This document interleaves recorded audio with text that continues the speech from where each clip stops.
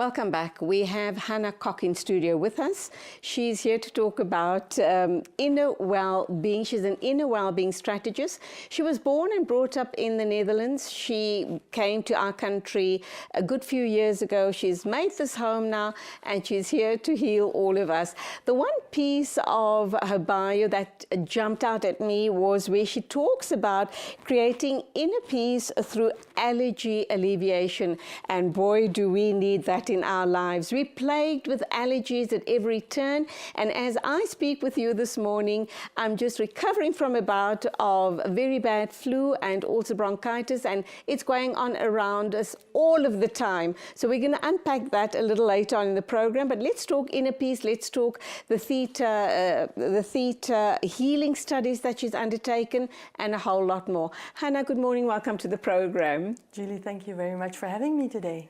I'm so excited that you're here, and I'm just afraid we're not going to have enough time to talk about all of the weird and wonderful things you're involved in. Thank you. So let's understand, what is an inner well-being strategist? How do you approach your work, and how do you connect with other people to help heal them? Well, the thing is, our beliefs basically color and also filter the information that we get bombarded with. And I mean, I'm talking not just about the information through social media, but just as we're sitting here, I'm seeing you, I'm hearing you, but in the same time, I have information about the surface of the chair I'm sitting in and all of that. And I only want to be able to focus on what is important. So in our brain, we've got an area called the RAS that will filter the information for us. And one of the filters is our beliefs. So if I have a belief that life is a struggle, then I will see all the things that will affirm for me that life is a struggle. And the things that when life was easy, I overlook them, I don't see them, or if I see them, they now cause confusion, and I will make sure I'll get more struggle to reaffirm that life is a struggle. So would this be based on the belief of positive thoughts, positive thinking? If you think positively, you attract positivity into your life, even though you are experiencing challenges, and we all do at every turn. Life is not smooth sailing. We have problems with spouses, children, colleagues. Life is just an endless struggles.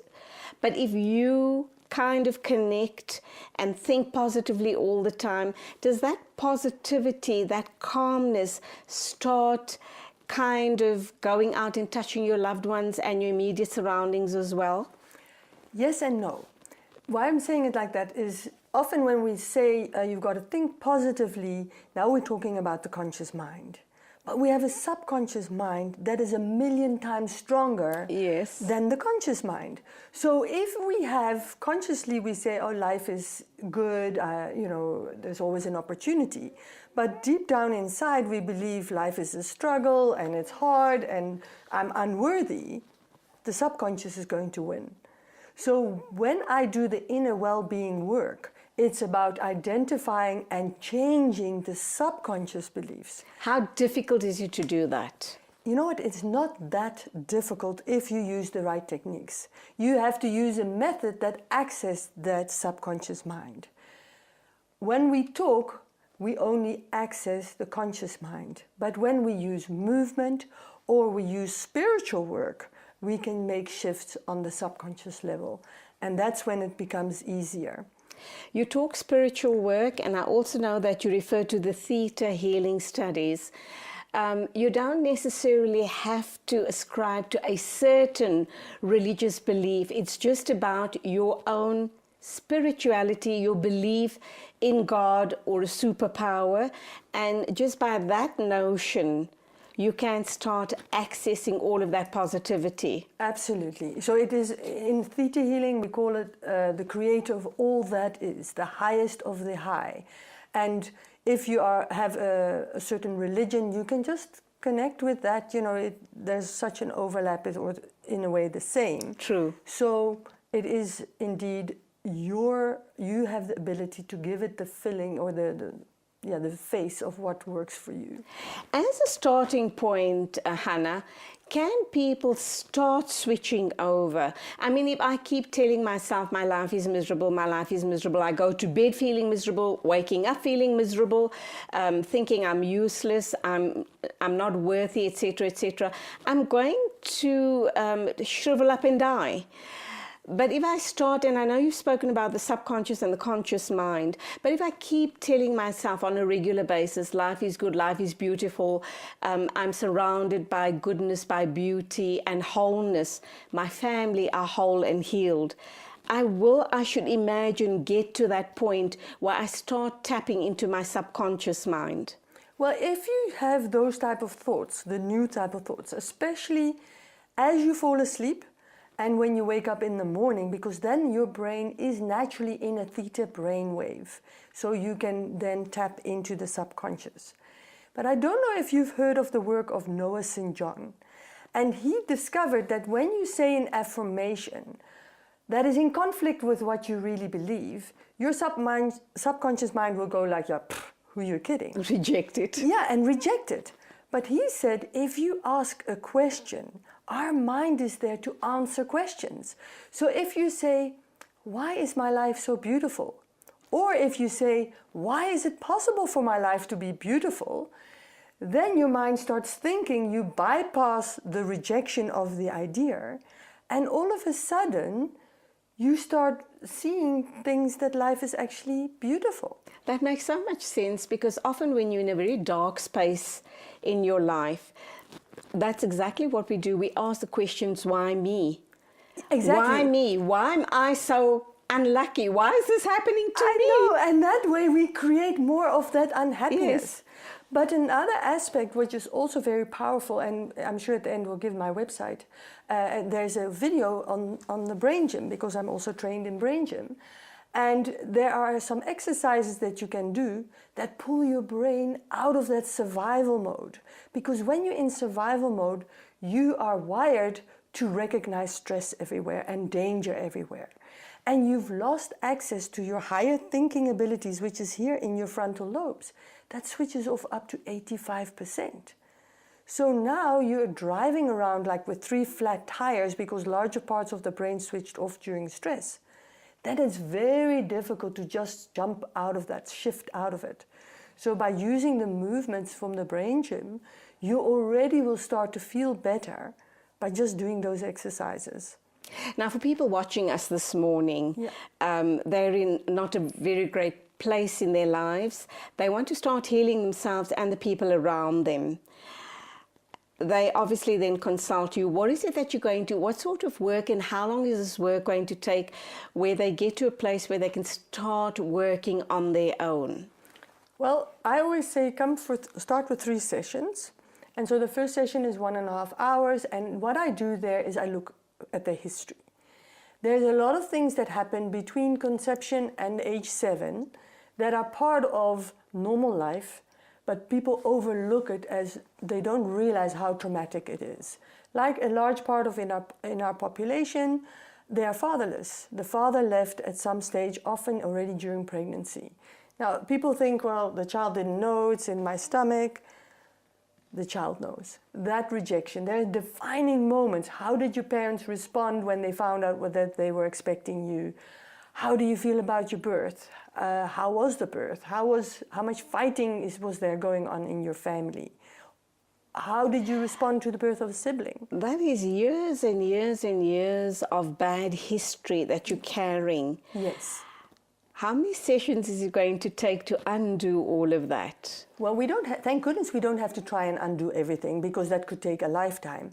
But within 3 sessions, you can really find a significant improvement through the forgiveness process that we do of the major ones. And then you can continue with that process at home. I find most clients, 3 sessions, you can do a lot. And then when you continue working, it becomes more like coaching of where do you want to go in your life?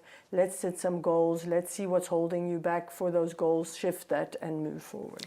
You spoke about being pregnant, the father then being absent or deserting you, and all of that rejection is carried, is imprinted in that poor little baby's DNA, and they take it throughout their lives and they damage. So the mother's damaged, the baby's damaged as well. Let's assume the mother then decides to join up with you and do some work, some healing, because this is all the intergenerational type of healing that's going to be going to happen here. But if that child is a teenager or a young adult, so the mom goes for these sessions, heals herself, is that going to kind of almost permeate or touch that damaged child, or that child that was so hurt in this whole process without him or she even realizing it? Well, that's what I do. With teenagers, I prefer to work with them because already they know for themselves what's going on and they have the ability to concentrate. But if a person comes and they've got problems with their young child, then I say, come, and I work with the mother and we undo that trauma from her and the child, and then the child's attitude changes. I mean, I've got lots of people, and even for your ADD, your ADHD, your allergies, it's all about that stress, and a lot of that stress comes from unresolved trauma. And then when you shift that, the behavior changed, everybody becomes calmer, and that often already happens after 1 or 2 sessions. Okay, let's go for an ad break. When we come back, let's talk about the adult child that is not exposed to all of this. Does he or she get any healing through the mom? Hannah Koch is talking about inner well-being. She is an inner well-being strategist. She's also a brain gym specialist. And of course, all of her modalities are interlinked, and together you can truly, truly be totally healed. Don't go away.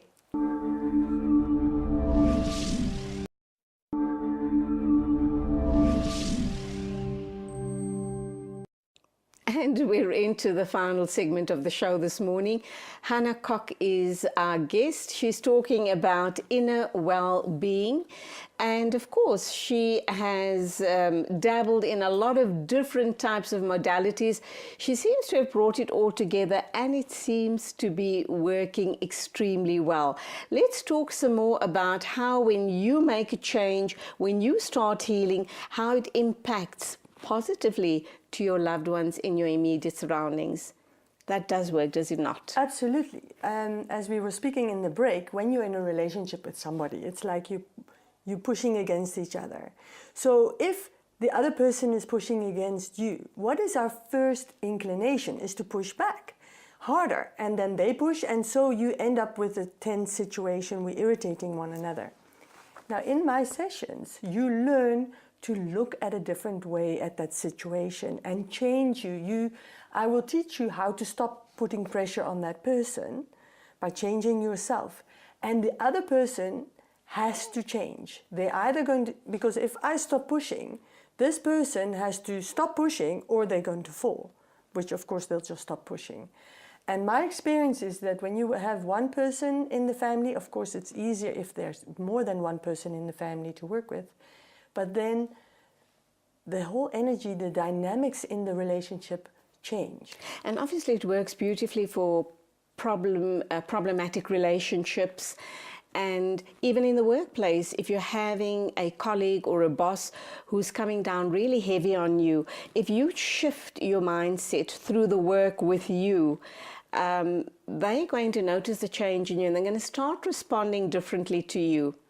But more fascinating for me is the inner peace through allergy alleviation. I understand there's an app as well. Yes. What's that all about? And I mean, I truly am, as I speak with you now, I'm still recovering from a very, very bad bout of flu and bronchitis. And, every time there's seasonal changes, I am absolutely miserable because I am sick with allergies. Okay. So let me clear one thing up. When I talk about allergies, I'm talking about anything that ranges from a mild sensitivity to anaphylactic shock. Okay, so that is all allergies. As you say, you're sure. not dying from it, but you're getting sick from the allergies. And miserable. And very miserable. Now, the thing is that allergies are caused by the fact that we have a subconscious misinterpretation of an allergen. We perceive things as a threat. But this is not necessarily that it started in your life. Remember, we spoke earlier that if there was a trauma, it affects your DNA and you pass it on to future generations. And that's why allergies can be inherited. They often are inherited. So what we do with the app is that I've learned through the theta healing that specific food groups are linked to certain belief systems. For example, if you don't feel supported, you'll struggle to absorb minerals. If you don't feel loved, you struggle to absorb vitamins. And so all these food sensitivities are created. And a good way to create food sensitivities is by fighting at the dinner table. If you are sitting and you're eating, and there's now a huge fight at the dinner table, our body doesn't understand that I'm upset because what you said to me. My body thinks I'm upset because I ate this thing. And that's how sensitivities start and how we then pass them on to future generations. So what we do with the app is that we retrain your subconscious beliefs, because another way of listening, of changing your subconscious beliefs, is by listening to affirmations very softly in the background while you're sleeping. So now your conscious mind is not going to fight with them. They just go straight in. And then you learn, or with the app we teach people how to be in harmony with the different food groups and what they call them. How long does this take? Because obviously we can't do this on our own. At the beginning of the interview, I spoke about having a positive mindset and positive affirmations, which are going to help you start healing. But we need someone like you with all of these skills to walk us through this journey, and also the role that Brain Gym plays in our overcoming these difficulties. How does Brain Gym feature? And for the people watching us this morning, what do they understand by this term Brain Gym? Okay, so allergies come from stress. So it's like an iceberg, and the fact that you've got symptoms is that you've got an area above the water, and those are your symptoms. If you want to get rid of your allergies, you need to see what is causing stress in your life. And foods are one of them. The lack of brain integration is another one, because you now misinterpret things as a threat. And so Brain Gym also comes in there by doing the exercises every day. You calm the system down. You stop misinterpreting things as a threat. So that is how Brain Gym fits in. Then we have the beliefs that teach you to realize, life is not difficult. Life is not a struggle. It can be easy. I'm worthy of things. I'm worthy of love. I'm worthy of wealth, whatever it is. And so with the app, if you listen to it every night softly for a month, you already start to see an improvement. We might, if it's severe, have 1 or 2 sessions with it to address your personal trauma. But I've had people that have had allergies for years. Nothing worked, no medication, and they're fine now. And it works like a... It works like a bomb. Okay. Whatever way it works. Let's go back to Brain Gym. My understanding was that it worked beautifully for children with learning difficulties. So on the one hand, it works with children when they go to a therapist for learning difficulties, and here you're embracing it with this whole inner well-being strategy. It looks like it's 2 totally different worlds or 2 different concepts we're talking about here. Well, the thing is, what we do in Brain Gym is as follows. With Brain Gym, you set a goal, then we help you analyze what skills, what physical skills are you lacking to reach your goal. So for children, if they want to read better, they might lack the physical skill of tracking smoothly across the page with their eyes. Now they think there's all sorts of things wrong with them, but in the meantime, they just lack that skill. Now that skill can also be caused by trauma that makes them feel unsafe, and now they have to be alert of all the things that are happening around them.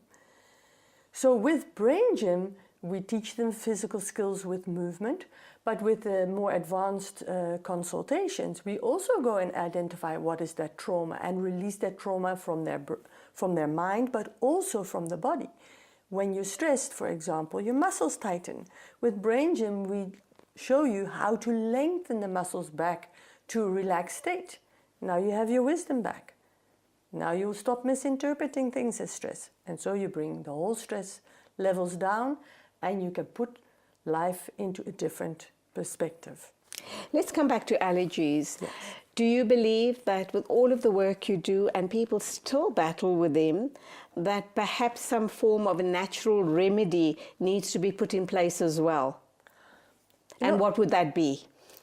I'm not the expert in natural remedies, but what I find is that if I work with people, then when they're ready, someone else in their lives will bring that remedy that works for them. And so, yeah, you can work with remedies, but you need to address the core issues, those beliefs that trigger that stress. Those beliefs that make you believe that that allergen is dangerous for you.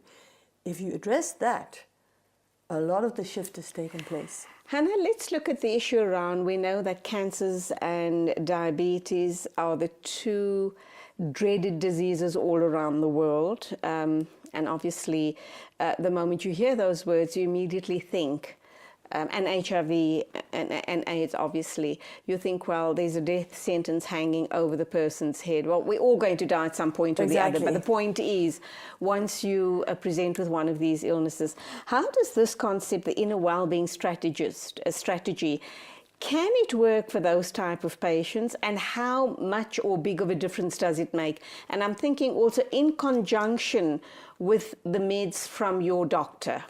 Absolutely. I'm not medically trained, so it's not for me to make a call on what medical treatment you should take.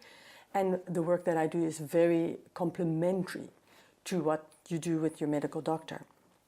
One of my sayings that I love a lot is, you know, if you want to be healthy and happy, don't worry so much about what you eat. Rather focus on what is eating you. Now, cancer is a good... I love that. What's eating you? We forget about that, don't we? And that is it. I mean, I don't know if you, I'm sure you've heard of Louise Hay's Yes, I have. And she, in her little book, Heal Your Body, talks about cancer, of being, you know, hurt, revengeful, resentment, all those type of thinking, because something happened in your past. You have some unresolved trauma. It could be a bad divorce. It could be rejection from a parent. And that is eating you. And cancer, what does cancer do? It's eating you. Absolutely. Another example of what cancer is about, I was listening to a talk in Germany when I was at the International Brain Gym conference. He says, look at what is that illness doing. It's growing inside of you. It's a symbol of your desire to grow, and we feel stuck. So if you want to work on successfully overcoming your cancer, let's make sure that your subconscious feels you're growing in life, that you are expanding. That's all we have time for. Your one piece of advice to people who want to attract positivity, light, love, and good health into their lives, what would it be? If you want to have a healthy life, find that love, joy, and peace inside of you first. Make that the top priority. And then from there, your external world and experience will fall into place. Because if you're filled with anger, anxiety, mistrust, hatred, etc., what we don't realize is that we're actually emanating it to the people around us. And that's why you're getting that force against each other. Absolutely. That's all we have time for. It was fascinating talking to you. Thank you indeed. Please leave the positive energies as you leave the studio. I will do that. Hannah Koch talking to us about inner well-being. Amazing stuff, amazing concept. I'm going to start practicing it. And of course, that brings us to the end of the show today. Thank you so much for watching. Loved being here. Until the next time, as always, take care on the roads. A big thank you to the hardworking production team. And as always, Khuda Hafiz from me, Julie Ali.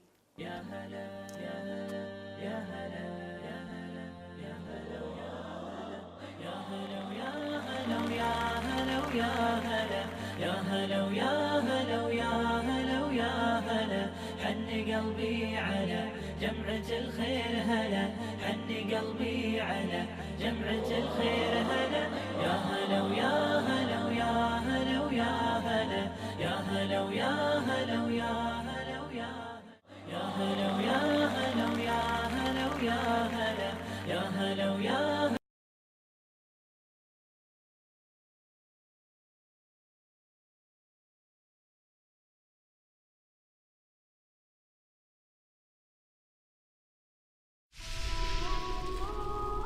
ازرع جمالا أعطاره وابذل عطاء للورى ترى الحياة حلوة إذا الحياة تشترى ازرع جمالا أعطاره وابذل عطاء للورى ترى الحياة حلوة إذا الحياة تشترى. نسيمة كان